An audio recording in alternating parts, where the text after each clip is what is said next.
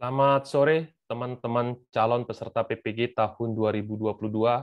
Kali ini saya akan berbagi informasi seperti apa kemungkinan pretest PPG atau seleksi akademik PPG daring berbasis domisili. Yang suka, silakan subscribe dan share video ini kepada teman-teman. Yang nggak suka, boleh dislike video ini. Oke, yang pertama, seperti apa pretest daring berbasis domisili? Nah, teman-teman semua, jika mengacu pada tahun 2021, di mana dilaksanakan UP daring berbasis domisili untuk pertama kalinya. Nah, UP daring berbasis domisili itu adalah UP atau uji pengetahuan yang dilakukan secara daring atau online dengan peserta berada di tempat tinggal atau domisili masing-masing, ya, atau tempat yang dipilih oleh mahasiswa dengan pertimbangan akses internet. Jadi seperti itu teman-teman ya. Jadi UP-nya dilaksanakan secara daring, ya, peserta itu berada di tempat tinggal atau domisili masing-masing atau berada di suatu tempat yang dipilih oleh mahasiswa dengan pertimbangan akses internet. Jadi masalah tempat bebas di mana saja, ya. Nah, jika mengacu pada UP tahun 2021, maka kemungkinan pretest atau seleksi akademik PPG tahun 2022 juga seperti ini, mengingat kasus COVID juga masih tinggi. Nah, ketika itu dilaksanakan secara daring berbasis domisili, dari mana kita tahu kemungkinan itu? Ya. Nah, teman-teman saya yakin sudah tahu informasi dari surat 019 ya, 0519 terkait dengan PPG, terkait dengan pengumuman hasil seleksi administrasi dan informasi seleksi. Teman-teman saya yakin sudah tahu ya, karena ini informasinya baru. Nah, kalau kita lihat mengacu surat dari panitia PPG, kita bisa lihat ya. Yang pertama, mungkin teman-teman nanti silakan cek suratnya di deskripsi video ini ya. Mengacu pada jadwal di surat itu, maka di tahapan nomor 3 itu ada tertulis instalasi mandiri oleh peserta. Nah, berarti kita bisa tahu teman-teman akan menginstal sendiri tuh programnya seperti apa. Itu di tanggal 14 Maret. Berikutnya di nomor 4 itu tertulis uji coba aplikasi. Jadi peserta bersama pengawas sesuai dengan jadwal ya, itu melakukan uji coba aplikasi. Nah, kira-kira dari dua hal ini, maka kita bisa pastikan bahwa pelaksanaan pretest atau seleksi akademik PPG tahun 2022 dilakukan secara mandiri atau daring berbasis domisili. Ini kita bisa lihat di bagian nomor 5 ini ya. Seleksi akademik daring domisili. Maka seperti penjelasan saya di awal tentang UP tahun 2021 berbasis domisili, maka kira-kira pelaksanakan hampir sama seperti itu. Jadi teman-teman dari tempat masing-masing atau domisili masing-masing, teman-teman melakukan pretest, atau teman-teman memilih suatu tempat yang dianggap akses internetnya memenuhi. Nah, pertanyaan yang ketiga adalah, kira-kira program apa yang akan dipakai? Nah, jika kita mengacu tahun 2021, pelaksanaan UPIK kemarin, itu menggunakan program atau aplikasi SEB, Shape Exam Browser. Jadi SEB ini memungkinkan ujian dilaksanakan secara online, di mana peserta hanya dapat mengakses soal ujian. Jadi di layar hanya ada aplikasi SEB, ya. Jadi hanya bisa mengakses soal ujian. Teman-teman tidak akan mungkin pindah ke jendela Google untuk mencari jawaban, nggak akan mungkin. Berikutnya, atau panitia itu bisa mengatur kira-kira apa saja yang bisa diakses ketika teman-teman menggunakan SEB. Itu bisa diatur oleh panitia. Sehingga jadi teman-teman nggak bisa sembarangan tuh pindah satu aplikasi ke aplikasi yang lain. Kalau kemungkinan pretest menggunakan Shape Exam Browser seperti UP tahun 2021. termasuk juga melalui SEB ini, panitia bisa melihat ya wajah teman-teman melalui webcam di masing-masing laptop teman-teman. Jadi walaupun teman-teman pretest dari rumah masing-masing, panitia tetap bisa melihat aktivitas teman-teman.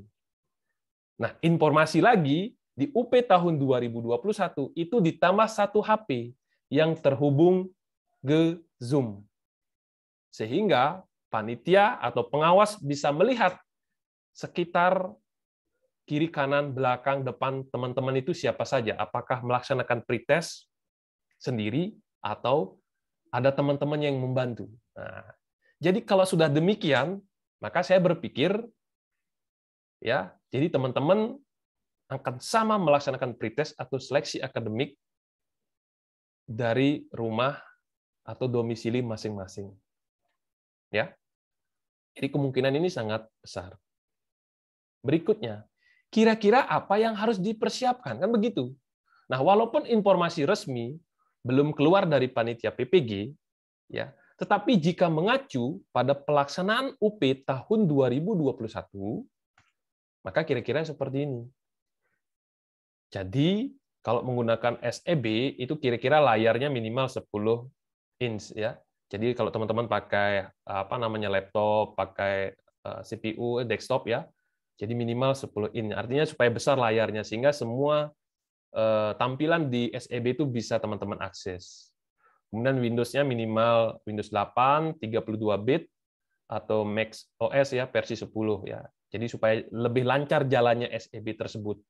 Kemudian RAM itu minimal 2 GB ya. Jadi kalau lebih besar lebih bagus. Jadi nggak muter-muter tuh SEB-nya. Jadi akses pretest atau seleksi akademik PPG-nya makin lancar. Berikutnya memiliki minimal stroke yang kosong itu 10 GB. Artinya teman-teman tidak penuh tuh laptopnya sehingga akses atau jalannya laptop atau komputer itu makin lancar. Kemudian audionya berfungsi dengan baik. Berikutnya baterai. Nah, baterai. Jadi walaupun mungkin teman-teman baterainya udah lemah, nggak bisa nyimpen, tetapi yang penting teman-teman ada listrik, ya, sehingga teman-teman bisa tetap mengakses SEB itu dengan baik. Ya. Jadi listrik itu sangat penting, sama dengan UP tahun kemarin 20. Berikutnya kalau mengacu pada UP, 1 HP yang terpasang dengan aplikasi Zoom. Jadi Zoom itu terhubung ke panitia, ya pengawas bisa melihat sekitar teman-teman itu apa sendiri atau ada orang lain.